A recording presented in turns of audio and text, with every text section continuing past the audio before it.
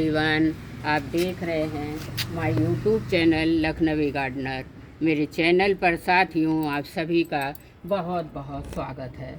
दोस्तों, आज मैं आपके बीच में बेबी एडेनियम की रिपोर्टिंग का सबसे बेस्ट तरीका शेयर करने वाली हूँ। नवंबर का महीना हमारे एडेनियम के लिए साथियों बहुत ही महत्वपूर्ण होता है। देखिए, मैंने डिब्बे में कटिंग लगाई थी अगस्त के महीने में। नीचे से आपको रूट साफ दिख रही होंगी, इसमें भी रूट आप देखिए। इसको रिपोर्टिंग करने जा रहे थे तो मैंने सोचा आपको भी शेयर कर दूं ताकि आपको भी बेबी एडेनियम की रिपोर्टिंग में कोई दिक्कत ना आने पाए। मैंने आपको पहले दिखाया था कि हम बड़े एडेनियम प्लांट की रिपोर्टिंग कैसे कर सकते हैं, लेकिन आज मैं आपको छोटे से पॉट की रिपोर्टिंग दिखाने जा रही हूँ। मई के महीने में मैंने इस प्लांटर में सीड ग्रो किया था और इस प्लांटर में साथियों कटिंग ग्रो की थी। नीचे से रूट आपको दिख रही है। दोनों बाउंड हो चुकी हैं, दोनों के डिब्बे बदलने वाले हो चुके हैं, इनकी ग्रोथ रुक चुकी है। देखिए, इसलिए मुझे इनका ये पॉट को रिपोर्ट करना बहुत ज़रूरी है। सबसे पहला तरीका है ये कि जब भी आपको रिपोर्ट करना हो साथियों, 2-3 दिन पहले इसमें आप पानी देना बिल्कुल रोक दीजिए। जब पानी देना रोक देंगे तो ये पॉट से बड़े अच्छे आसानी से निकल जाएगा। हालांकि ये तो नहीं निकल सकता है क्योंकि इसकी रूट फंस चुकी है। इसके पॉट को ही हमें तोड़ना पड़ेगा।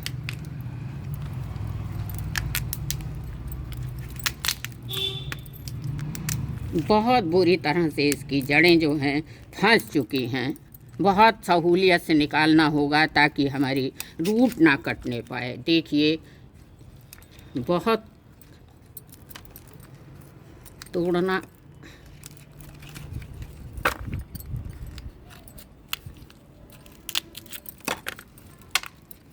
रूट कट ही गई थोड़ी बहुत।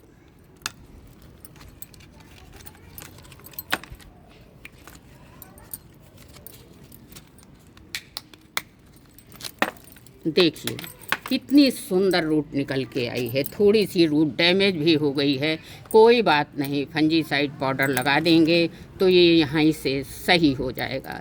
इसको धोऊंगी तो नहीं दोस्तों, लेकिन हाँ, इसकी मिट्टी को झाड़ कर आपको मैं दिखाऊंगी। इस तरह से आपको निकाल लेना है पॉट से और इस तरह से मिट्टी को झाड़ देना है। चलिए, एक तो मेरा निकल गया, दूसरा भी निकालने की कोशिश करूँगी।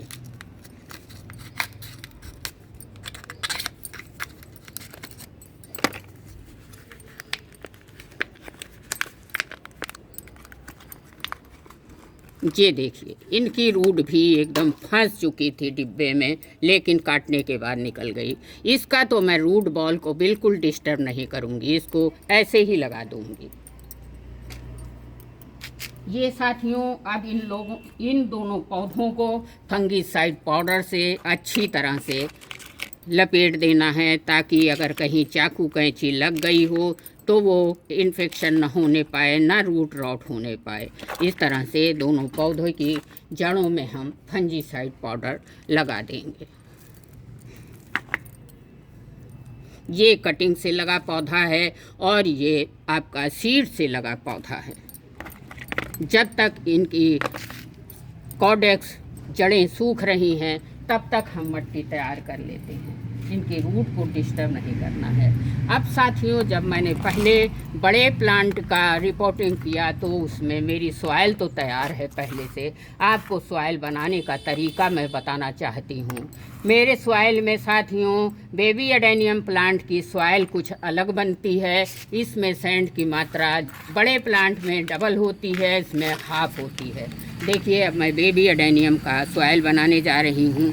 2 हिस्सा इसमें गार्डन सॉइल है और एक हिस्सा इसमें सैंड है। सैंड मतलब रिवर सैंड, जो मकान बनाने के काम में आती। छोटे छोटे पत्थर के टुकड़े भी हैं। इस तरह से आपको लेना है। 10 मिनट के लिए इसको सूखने छोड़ दीजिए, सॉइल बना लीजिए। अब साथियों, सैंड और गार्डन सॉइल के अलावा हमें अपनी सॉइल में क्या मिलाना है ताकि बेबी एडेनियम अच्छे से मैच्योर भी हो सकें और ये ग्रोथ भी कर सकें। अगर आपके पास है तो बोन मील मिला लीजिए साथियों, और नहीं है अगर आपके पास तो थोड़ी सी लीफ कंपोस्ट मिला लीजिए। इस समय मेरे पास तो नहीं है, आप लीफ कंपोस्ट भी मिला सकते हो। इसमें 1 चम्मच 2 चम्मच लीफ कंपोस्ट ज़रूर मिला लीजिए। तीसरी चीज़ आपको मिलानी है साथियों, थोड़ी सी ये देखिए वर्मी कंपोस्ट है। वर्मी कंपोस्ट भी आपको 1 चम्मच करीब मिला लेना है। चौथी चीज़ मिलानी है आपको साथियों, बूडैश है। देखिए बूडैश पूरी तरह से नेचुरल एनपीके है। इसमें पोटेशियम की बहुत अच्छी मात्रा होती है, हमारे पौधों की ग्रोथ के लिए बहुत अच्छा होता है।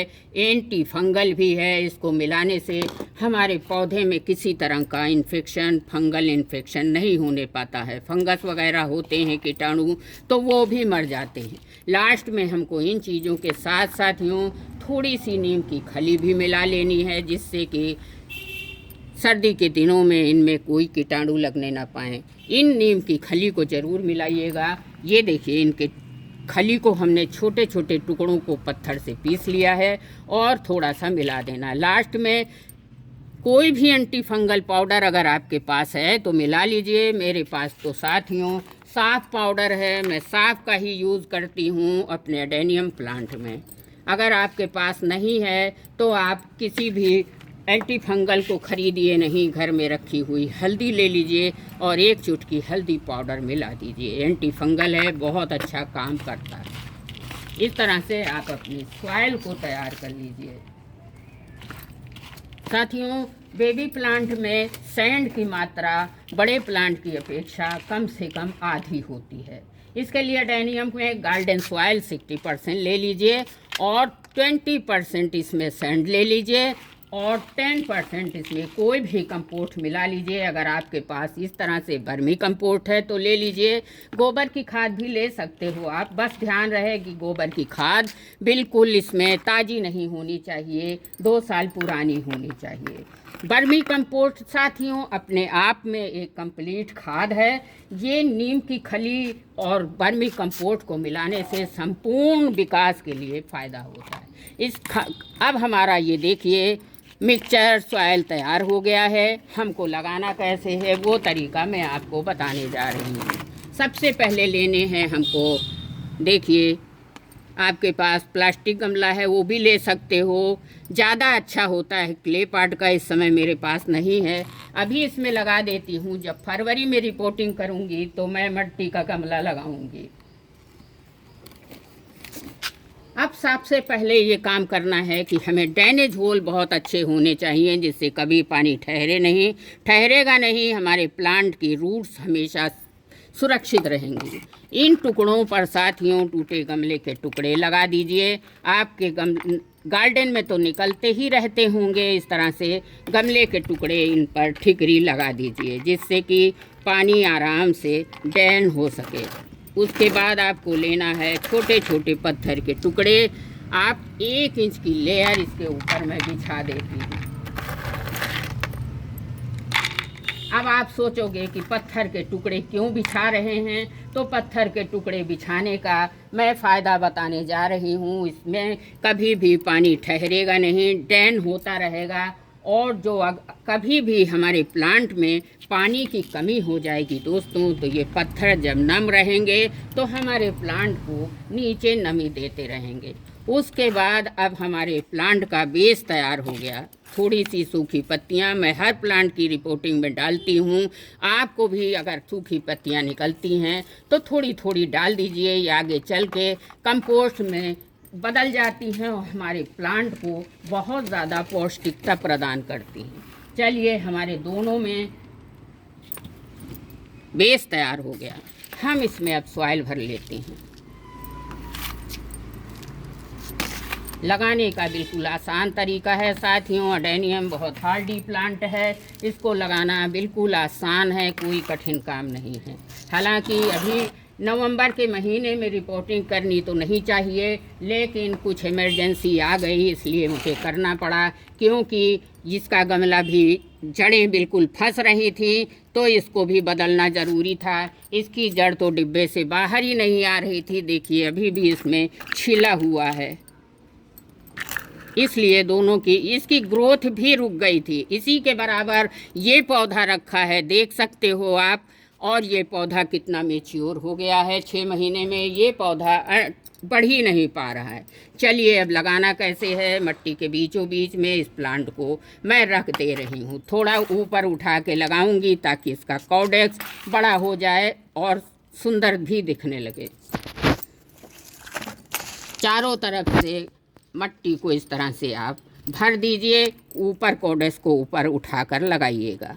देखिए अभी तक मेरा प्लांट इतना था, मैंने इतना उठा के लगाया है, आपको साफ दिखाई दे रहा होगा। इस तरह से आप दोनों प्लांटों में मैं मट्टी भर दे रही हूँ। इस तरह से थोक के बैठा भी दीजिए जिससे कि ये एयर पॉकेट ना रह जाए। दूसरे पौधे को भी लगाना है दोस्तों, इसमें मट्टी ज़्यादा भर चुकी हूँ। इस तरह से बिना जड़ों को छेड़े, बिना इनको बिल्कुल डैमेज नहीं करना है, इस तरह से रख देना है और फिर किनारे से मट्टी को भर देना। इस तरह से आप छोटे बेबी एडेनियम की रिपोर्टिंग करेंगे साथियों, तो आपका एडेनियम बहुत अच्छे से ग्रो भी करेगा और डेवलप भी करेगा। लास्ट काम है साथियों, ये वाला पौधा तो मेरा कॉडेक्स बहुत अभी 6 महीने का पौधा है और आप इसकी कॉडेक्स देखिए कितना चौड़ा हो गया। कारण ये था कि बहुत छोटे से पॉट में लगा था। एडेनियम जब भी लगाएं, छोटे पॉट में लगाएं तो कॉडेक्स इस तरह से निखर के आएगा। लास्ट में आपको काम करना है, फंगीसाइड पाउडर ले लीजिए, 1 लीटर पानी में घोल कर किनारे किनारे पौधों में दे दीजिए, जिससे जड़ें सेट हो जाएं और हमारी जड़ों में डेवलपमेंट शुरू हो जाए। 2-3 दिन इसको छाया में रख के साथियों देखिए, छोटे डिब्बे में था तो छोटा लगता था, अब बड़ा बड़ा इसका कॉडेक्स भी दिख रहा है। तो अगर आपको छोटे पौधों की बेबी एडेनियम की रिपोर्टिंग करनी है तो इस मेथड से कर लीजिए। 3 दिन छाया में रख के धूप में रख दीजिए और आपका पौधा बराबर ग्रो करता रहेगा। धन्यवाद।